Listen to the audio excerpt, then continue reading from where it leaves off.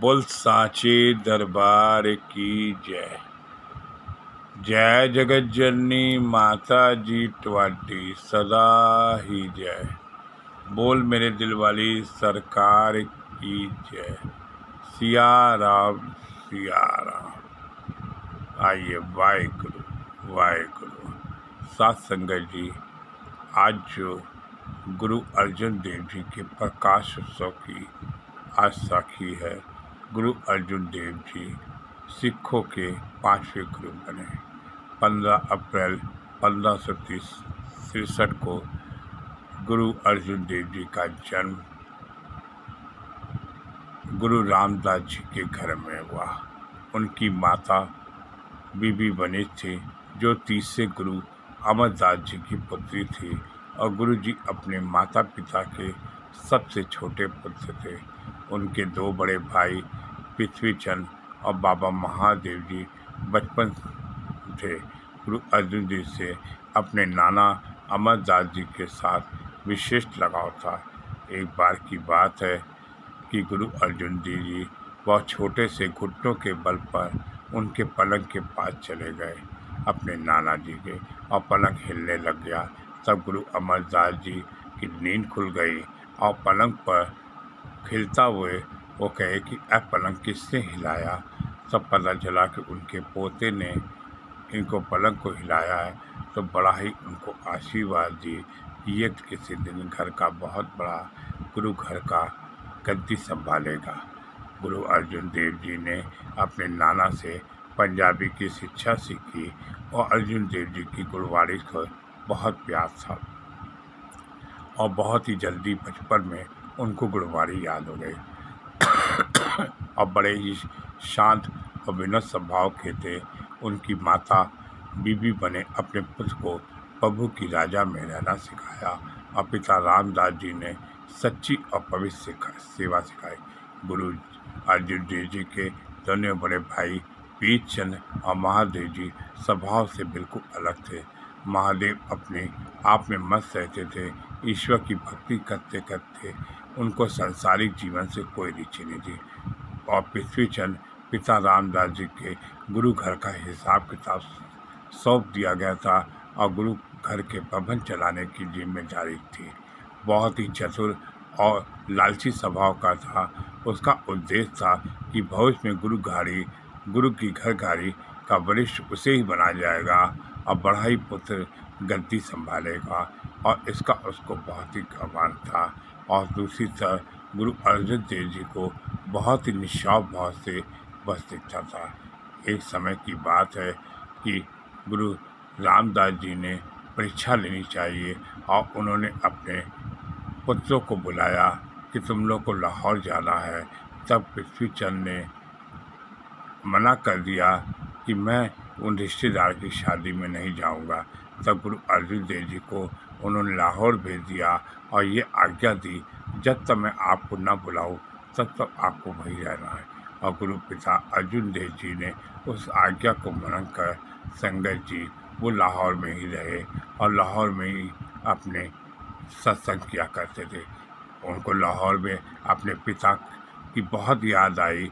तो गुरु अमर जी ने, अंगद जी ने, अर्जुन देव जी ने अपने पिता को पत्र लिखा। पहला पत्र जब लिखा तो वो पत्र सेवकों द्वारा अपने आगे पृथ्वीचंद को मिल गया, और उसने पिता को पत्र नहीं पहुँचाया। और कुछ समय के बाद फिर गुरु अर्जुन देव जी ने दूसरा पत्र लिखा, और वो भी पत्र संगत जी वो उनके बड़े भाई को मिल गया, नहीं पहुँचा। निराश होकर संगत जी कुछ समय बाद उन्होंने तीसरा पत्र लिखा, और पत्र में के मांग नंबर 3 डाला। तब अपने सेवकों को बड़ी हिदायत दी, यह पत्र पिताजी तक पहुँचे। और इस तरह से जब पिता अर्जुन देव जी को उनका पत्र मिला तो बहुत ही वो आश्चर्यचकित हो गए कि सब पत्र मिलते ही पिताजी अर्जुन देव जी को समझ गए कि 2 पत्र पहले भी लिखे होंगे। जब अपने बेटे से पूछा तो उसने मना कर दिया, और तलाशी लेने पर संगत जी वो पत्र मिल गया। पिताजी ने अर्जुन देव को लाहौर में वापस बुला लिया, और अर्जुन देव जी को अनम बिंदु आज्ञाकार गुरु पिताजी बहुत ही प्यार करते थे। इस बात से पृथ्वीचंद को बहुत ही ईर्ष्या होने लगी और वो झगड़ा करता था। कहते हैं सिखों संतों द्वारा कही हुई सारी सेवाओं को वो घपला भी करने लग गया था और सबकी बराग भी अक्सर पृथ्वीचंद को बहुत समझाते थे, इस बात का जिक्र करते थे झगड़ा करना अच्छी बात नहीं है और प्रसन्न किया गया। 1581 में गुरु पिता रामदेव जी को सचखंड जाने से पहले 18 वर्ष के पुत्र अर्जुन जी को सिखों का 5वां गुरु बना दिया और इस बात से उसके भाई को इतना चिढ़ हो गई कि वो गुरुघारी का वो चाहता था कि मैं ही वरिष्ठ हूँ और मुझे बनाया जाए और यह जिम्मेदारी संगत जी गुरु अर्जुन देव जी को उनके पिताजी ने दी और प्रभु शक्ति से उन्होंने ये निभाई और गुरु अर्जुन देव जी विद्वान थे। गुरु अर्जुन देव जी का विवाह माता गंगा देवी के साथ संपन्न हुआ और माता कहती है उस गांव की प्रथा थी कि इस गांव में घुसने से पहले घुड़सवारी करके उसको एक कील को पृथ्वी से उखाड़ना होता था। इस तरह से गुरु अर्जुन देव जी ने पहली बार में ही अपनी घुड़सवारी करके उस कील को निकाल लिया था और वहाँ के प्रधान लोग सोच रहे थे कि इतनी छोटी की उम्र का बच्चा नहीं पढ़ पाएगा। इस तरह से गुरु अर्जुन देव जी करने ने किया। गुरु अर्जुन देव जी अब बहुत ही सरल स्वभाव के रहे और अपने इस तरह से उन्होंने अपना गद्दी को संभालते रहे। पृथ्वीचंद ने जब को बहुत ईर्ष्या हो गई तो उसने लाहौर में सुलेख खान के साथ ही हाथ मिला लिया। दोनों ने मिलकर मुगल सम्राट अकबर से शिकायत की कि उनके छोटे भाई गुरु अर्जुन देव जी ने पृथ्वीचंद का अधिकार छीन लिया, पर अकबर ने जांच पड़ताल करके तब फैसला सुनाया कि गुरुघारी का असली हकदार गुरु अर्जुन देव जी है। गुरु घर जान लगने से गुरु खजाने का पूरा कंट्रोल कर लिया और गुरु घर के लंगर चलाने में बड़ी कठिनाई होने लगी। वह केवल मिस्सी रोटी बने ले कहते तब भाई गुरुदास जी ने अपने बाबा बुद्ध से संकटों को पृथ्वीचंद के असली समय पर सारी संगत केवल अर्जुन देव जी को ही मानती थी और चढ़ावा अर्जुन देव जी को चढ़ाने लगे। गुरु अर्जुन देव जी ने अपने सिखों संतों को अपनी अपनी कमाई का 10वां हिस्सा गुरु भेंट करने को कहा। इस तरह से गुरु जी ने यह 10पन की शुरुआत पत्थर शुरू से करी, जिससे धीरे धीरे आर्थिक स्थिति ठीक होने लगी और लंगर द्वारा सिखों का विकास कार्य होने लगा। गुरु अर्जुन देव जी ने 1581 में 166 तक गुरु गद्दी संभाली और सिखों धर्म के काज के लिए कार्य किया। गुरु की रचना जो मानव जाति की सबसे बड़ी थी, गुरु ग्रंथ में 5वें गुरु में उन्होंने इस तरह से निभाई और गुरु जी ने मंदिर साहब का निर्माण कराया, सिखों का पवित्र स्थान प्रदान किया। 1604 में गुरु ग्रंथ साहब का हरिमंदिर साहब में बाबा बुद्ध की हजूरी पर स्थापित किया और गुरु जी ने तारकसर कपूर में हरगोविंदपुर का निर्माण कराया। इस प्रकार गुरु अर्जुन देव की प्रसिद्धि दूर दूर तक फैलती रही और गुरु जी के सिख बनते हुए दूसरी तरफ पृथ्वीचंद बहुत ही उनसे विरोध करने लगा और गुरु जी के मुगल अकबर के बहुत अच्छे संबंध थे।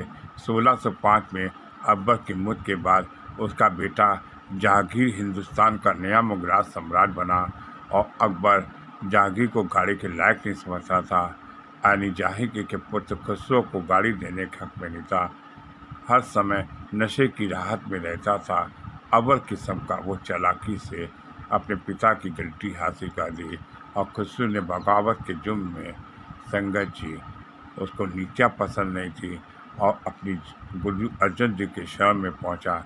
गुरु जी ने उस संगत का व्यवहार करते अपने यहाँ शरण दी, लंगर उसको खिलाया और देखा जाए तो गुरु अर्जुन देव जी की शरण में जो आता था गुरु जी की सर्वत का भला समझकर मंगल कामना के लिए अरदास करता था। खुसरो के लिए उन्होंने ऐसा किया, सिर्फ परंपरा में निभाया। गुरु ने सच कर सच के पीरचंद और कई कट्टर विरोधियों को लगातार उनका विरोध करते हुए पृथ्वीचंद को चलने लगे। पृथ्वीचंद को लगातार भड़काना शुरू कर दिया और गुरु अर्जन देव जी को अगर रोक ना सके, एक दिन इस्लाम को खतरे में बन जाएगा कहते हुए मियाँ मीर और मुसलमानों ने उच्च कोटि की फकीर करी और गुरु अर्जुन देव से मिलकर उनकी मुरीद हो गए। गुरु जी से भेंटा करते और श्रद्धालु देखते रहे। जहांगीर बिछड़ गया और सिख धर्म के अनुसार गुरु अर्जुन देव जी को इंदौर में मुसलमान सभी दिलों का राज करने लगे। सिख धर्म की बढ़ती शक्ति देखो जहांगीर को बहुत चिंतित हो गई कि धर्म इस्लाम खतरे में बन जाएगा और इस तरह से सारे मुसलमान गुरु अर्जुन देव जी के साथ हो जाएंगे तो मुगल सरकार को टैक्स देने के बजाय गुरु जी को टैक्स देंगे और दुश्मन अधिक खुशी करते रहे। जहांगीर को बिल्कुल ये पसंद न आया और 100 तरीके से सरल स्वभाव से हिंदुओं को नहीं बल्कि मूर्ख और अज्ञानी मुसलमानों को भी गुरु अर्जुन देव ने फंसा लिया। अपने आप को एक महान अधिक और सांस्कृतिक गुरु होने का ढोंग अच्छा है, उसकी शैतानी की ये दुकान चले। बहुत समय से यह विचार हुआ और इस तरह से गुरु को इस्लाम धर्म में शामिल करना, इस बात से जहांगीर को सिख धर्म और गुरु अर्जुन देव की बढ़ती लोकप्रियता को देखकर बहुत चलने लगा। किसी तरह से गुरु जी को वो फंसाना चाहता था और जहांगीर का दीवार था अपनी लड़की के रिश्ते के लिए रास्ता ढूंढने के लिए भेजा करता। इस बात से पुरोहित गुरु अर्जुन देव जी के दरबार में पहुँचे और उनके पुत्र हरगोविंद साहब जी से सुंदर रूप पर देखकर चंदू की लड़की का रिश्ता अर्जुन देव जी की आज्ञा से कराए। तब पुरोहित ने चंदू जी को आकर इस रिश्ते के बारे में बताया तो अहंकारी चंदू ने अपने राग दिखाई, कहा कि पुरोहित जी आपने क्या किया, एक भिखारी के लड़के के रिश्ता लेके आए, लोगों के लिए वो दान कर देता है। यह बात जब अर्जुन देव के कानों पहुँची तो उन्होंने चंदू के साथ रिश्ता तोड़ दिया और चंदू सोने लगा कि सारे समाज में रिश्ता टूट गया। यह बात फैल गई कि बेटी के साथ कौन विवाह कराएगा।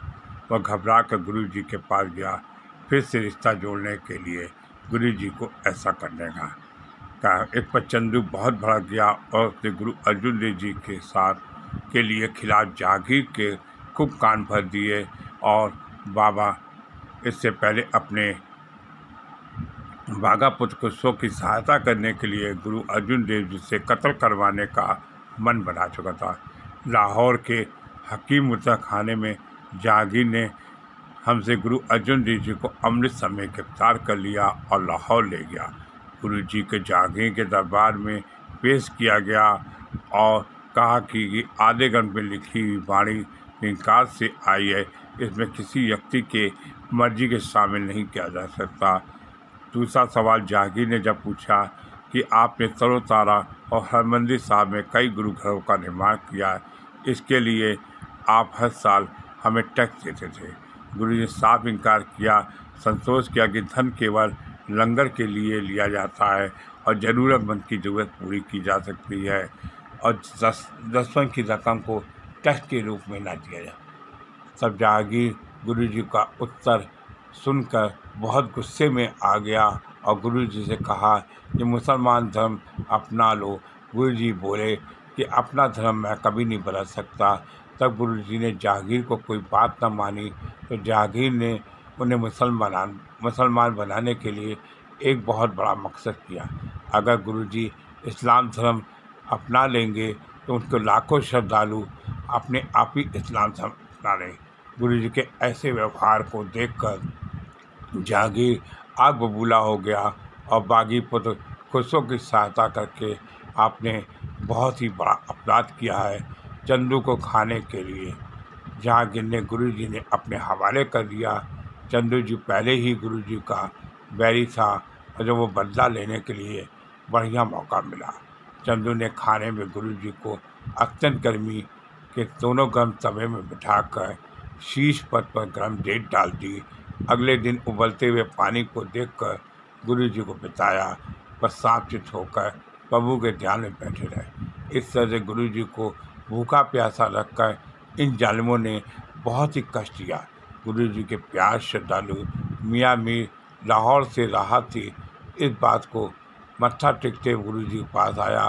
सबसे बोला धरती पे इतना कर रहे हैं, इस धरती को क्यों ना पलटा दिया। अगर आप सदगुरु जी मुझे कहें तो मैं दिल्ली और लाहौर को ईंट से ईंट बचा दूँ। तब गुरु जी ने कहा, यह शरीर तो नाशवान है, फिर इसकी मोह कैसा करना, मित्र का भाई कैसा डरना। प्रकृति का नियम है, जो पैदा हुआ है उसको जाना भी है, उसका विनाश अवश्य होना चाहिए।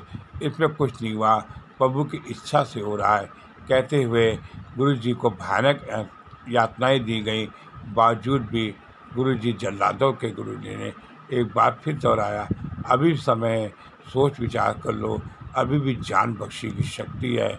इस्लाम स्वीकार करने के लिए गुरु जी को मना कर दिया। और इस तरह से अंत में 1606 में गुरु जी ने अंतिम इच्छा पूरी करी और स्नान करने की इच्छा प्रकट करी। गुरु जी राप्ती नदी में स्नान किया। जैसे ही डुबकी लगाई और सदा के लिए वो अलोक हो गए और राप्ती नदी में उन्होंने अपना शरीर त्याग दे दिया। ऐसा संगत जी गुरु अर्जुन देव जी का जीवन बीता। आज संगत जी गुरु अर्जुन देव जी के प्रकाश उत्सव में आपके सामने सदैव सुंदर सी साखी रखी है। बोल साची दरबार की जय। जय जगत जननी माता जी ट्वाटी सदा ही जय। बोल मेरे दिलवाली सरकार की जय। सिया राम सिया राम सिया राम सिया